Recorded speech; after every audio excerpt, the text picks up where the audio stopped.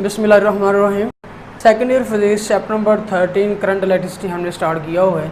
इसका article number 13.6 colour code carbon resistance हमने पढ़ा। इसका एक पोर्शन था rheostat and use of rheostat as a variable resistance potential divider, last article हमारा था। इसी का एक पोर्शन है thermistors. What are thermistors? Thermistors क्या होते हैं? टेम्परेचर कोएफिशिएंट के बारे में आप पढ़ चुके हैं कि what are temperature coefficients. Temperature coefficient alpha is defined as fractional change in resistance per Kelvin rise in temperature is known as temperature coefficient of resistance। इसकी वैल्यू पॉजिटिव कब आती है और नेगेटिव कब आती है? अगर टेम्परेचर बढ़ाने से फाइनल रेजिस्टेंस बढ़ गई है तो चेंज फ्रैक्शनल चेंज रेजिस्टेंस वो क्या आएगी? पॉजिटिव आएगी। तो ये अल्फ़ा क्या हो जाएगा? पॉजिटिव होगा। पॉजिटिव होने का मतलब फिर क्या होगा कि ऐसे मटेरियल जिनका टेम्परेचर आप इंक्रीज़ करते हैं उनकी रेजिस्टेंस क्या होगी? इंक्रीज़ होगी। और जिन मटेरियल्स का टेम्परेचर कम करेंगे उनकी रेजिस्टेंस भी क्या हो जाएगी? कम हो जाएगी। ये टेम्परेचर कोएफिशिएंट पॉजिटिव का मतलब है। नेगेटिव टेम्परेचर कोएफिशिएंट का मतलब फिर क्या होगा कि फ्रैक्शनल चेंज इन रेजिस्टेंस जो है वो क्या आ जाएगा? नेगेटिव आ जाएगा। नेगेटिव होने का मतलब क्या होगा कि अगर मटेरियल के टेम्परेचर को आप इंक्रीज़ करेंगे तो रेजिस्टेंस क्या हो जाएगी? डिक्रीज़ हो जाएगी। और अगर टेम्परेचर को डिक्रीज़ करेंगे तो रेजिस्टेंस क्या हो जाएगी? इंक्रीज़ हो जाएगी। तो थर्मिस्टर्स क्या हैं? ये टेम्परेचर कोएफिशिएंट का नेगेटिव होता है। ये हीट सेंसिटिव मटेरियल्स होते हैं। They are heat sensors. ये हीट सेंसर होते हैं। They detect change in heat में जो चेंज आ रही होती है, टेम्परेचर में जो चेंज आ रही होती है उनको डिटेक्ट करते हैं। और डिटेक्ट करने के बाद क्या करते हैं? इनको कन्वर्ट कर देते हैं इलेक्ट्रिकल सिग्नल के अंदर। इलेक्ट्रिकल सिग्नल जो हैं वो बाद में हम उनको प्रोसेस कर लेते हैं।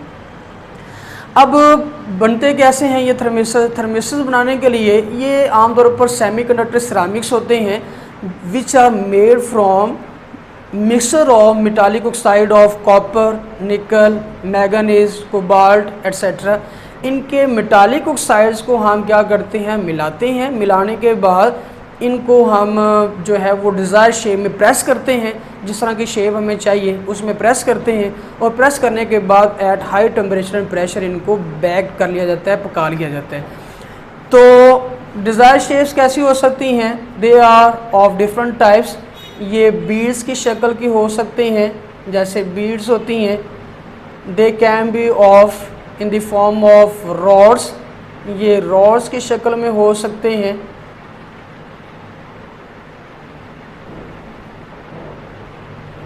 They can be in the form of washers. ये वाशर की फॉर्म में भी हो सकते हैं। आप इनको डिज़ायर शेप में बनाने के बाद क्या करते हैं? हाई टेम्परेचर प्रेशर पर इनको बेक किया जाता है, पकाया जाता है, बेक्ड किया जाता है और फिर ये जो है वो वर्किंग के लिए तैयार हो जाते हैं। अब इनका इस्तेमाल क्या है? नेगेटिव टेम्परेचर कोएफिशिएंट हमने कहा कि थर्मिस्टर्स का टेम्परेचर कोएफिशिएंट नेगेटिव है, तो इसका यूज़ क्या होगा फिर? ये हर उस जगह पर इस्तेमाल किए जाते हैं जहाँ पर टेम्परेचर बहुत लो हो। ये नहीं है कि सिर्फ नेगेटिव टेम्परेचर कोएफिशिएंट के ही थर्मिस्टर होते हैं, पॉजिटिव टेम्परेचर कोएफिशिएंट के भी थर्मिस्टर्स अवेलेबल हैं, उनको भी यूज़ किया जा सकता है। तो नेगेटिव टेम्परेचर कोएफिशिएंट के यूज़ इसलिए ज़्यादा अहम है कि जब टेम्परेचर बहुत लो होता है, तकरीबन अप टू 10 केल्विन। 10 केल्विन का मतलब क्या होगा? 10 - 273 is equal to -263 degree centigrade. आप इसको -263 डिग्री सेंटीग्रेड तक टेम्परेचर को मेजर करने के लिए यूज़ कर सकते हैं। जब इतना लो टेम्परेचर होगा तो इस वक्त रेजिस्टेंस क्या होगी? बहुत ज़्यादा हाई होगी। वोल्ट मीटर आप देखें, वोल्ट मीटर जो है वो एक्यूरेट रीडिंग कब देता है? वोल्ट मीटर को हम किसी भी सर्किट में, मुझे ये बल्ब दिया गया था, ये इसका पॉइंट ए है, ये इसका पॉइंट बी है, इसको पावर सप्लाई के साथ कनेक्ट किया हुआ है। मुझे कह दिया जाता है कि इन ए और बी पॉइंट्स के दरमियान में आपने पोटेंशियल डिफरेंस मेजर करना है। तो मैं यहाँ पर क्या यूज़ करूँगा? मैं यहाँ पर वोल्ट मीटर कनेक्ट कर दूँगा across the points A and B, A और बी के पैरेलल में। अगर तो इस वोल्ट मीटर की रेजिस्टेंस कम हुई तो क्या होगा, most of the current will pass through the volt meter, current इसमें से ड्रा होगा, करंट ड्रा होगा तो it will not measure accurate value of the potential difference at point A and B. अगर मुझे इससे एक्यूरेट वैल्यू मेजर करवानी है, एक्यूरेट वैल्यू कैलकुलेट करनी है, तो उसके लिए क्या होनी चाहिए, इसकी रेजिस्टेंस बहुत ज़्यादा हाई होनी चाहिए।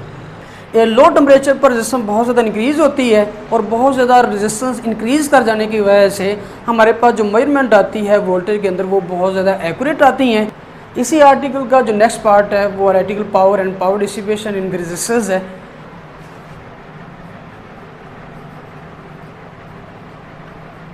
इलेक्ट्रिकल पावर एंड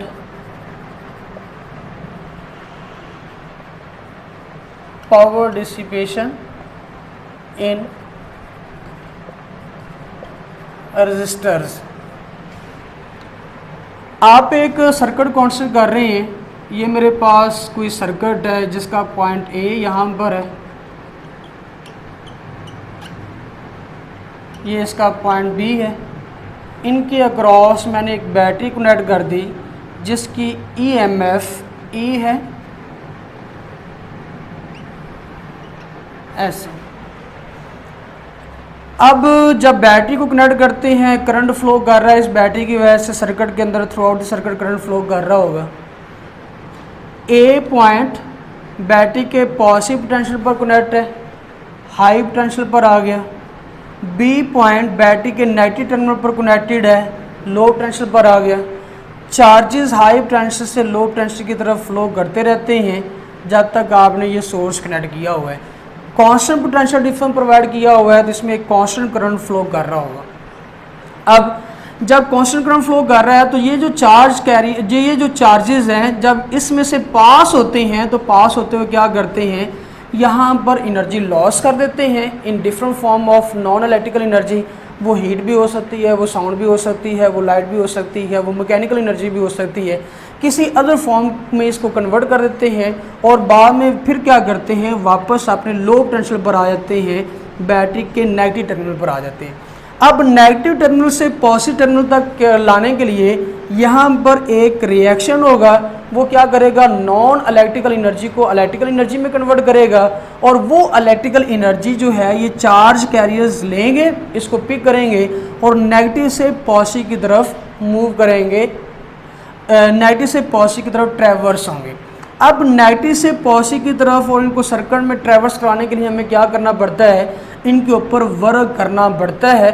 और वो वर्क कैसे फाइंड कर सकते हैं हम, we know that V is equal to delta W over delta Q।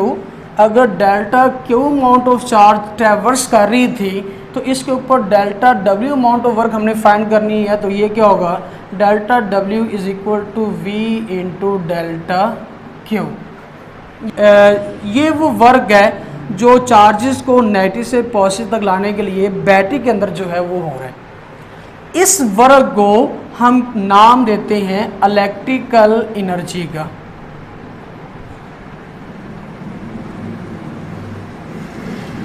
Electrical energy, what is electrical energy? Electrical energy is energy supplied by the battery to the charges. अगर unit charge है तो to the unit charge, अगर delta Q amount of charge है तो delta Q amount of charge. अब यहाँ पर हम ये देखना चाहते हैं कि ये जो बैटरी है ये किस रेट पर इस एनर्जी को प्रोवाइड कर रही है। मैकेनिकल पावर में हमने पढ़ा हुआ है, मैकेनिकल पावर में होता है rate of doing work is called mechanical power. कितना काम कितने वक्त में हो रहा है इसको हम उसकी मैकेनिकल पावर कहते हैं। लेकिन यहाँ पर मैकेनिकल पावर की बात नहीं कर रहे, हम इलेक्ट्रिकल पावर की बात कर रहे हैं। तो इलेक्ट्रिकल पावर में क्या है कि कितनी इलेक्ट्रिकल एनर्जी बैटरी प्रोवाइड कर रही है चार्जेस को कितने टाइम में। Rate of electrical energy supplied by the battery, कि बैटरी किस रेट पर एनर्जी प्रोवाइड कर रही है चार्जेस को, उस रेट को हम क्या कहेंगे, इलेक्ट्रिकल पावर कहेंगे। So electrical power is defined as electrical energy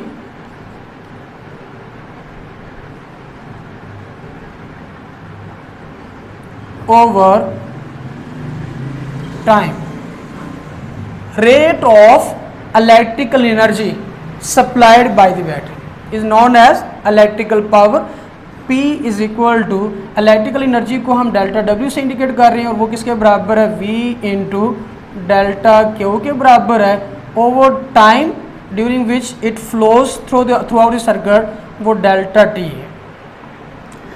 P is equal to V into delta Q over delta T, ये किसके बराबर है, हमने पढ़ा हुआ है rate of flow of charge delta Q over delta T, इसको हम करंट कहते हैं। तो जहाँ पर डेल्टा Q डेल्टा T लिख रहा हूँ इसको मैं I लिख सकता हूँ। It is the current flowing through the circuit when constant potential difference is applied. जब आप बैटरी कनेक्ट करते हैं इसकी वजह से यहाँ से जो करंट फ्लो कर रहा है वो किसके बराबर होगा, rate of flow of charge delta Q over delta T के बराबर है। डेल्टा Q डेल्टा T को क्या कह दिया, I कह दिया। तो इट इज़ द पावर जिसको हम इलेक्ट्रिकल पावर कहते हैं eight the rate at which energy is being supplied by the battery to the charges। अब आपको पता है ये चार्जेस यहाँ से इतनी इलेक्ट्रिकल पावर लेकर जा रहे हैं, तो जब यहाँ पर सर्किट में ट्रैवर्स करेंगे तो क्या करेंगे, रेजिस्टर के अक्रॉस लॉस नहीं कर देंगे इस पावर को।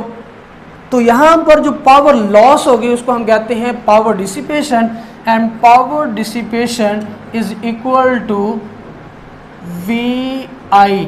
जितना उन्होंने गेन की थी पावर जो है, जितनी इलेक्ट्रिकल पावर बैटरी ने सप्लाई की थी, वो चार्जेस क्या करेंगे through out the circuit traverse करने के लिए उतनी ही क्या करेंगे, डिसिपेट करेंगे, लॉस करेंगे।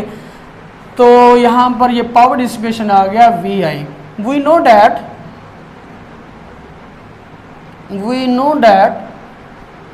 V is equal to IR according to Ohm's law. So power dissipation is equal to V की जगह पर मैंने IR पुट कर दिया इनटू I, तो it is equal to I square into R।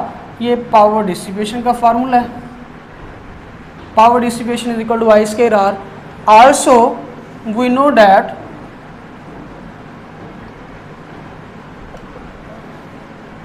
I is equal to V over R है।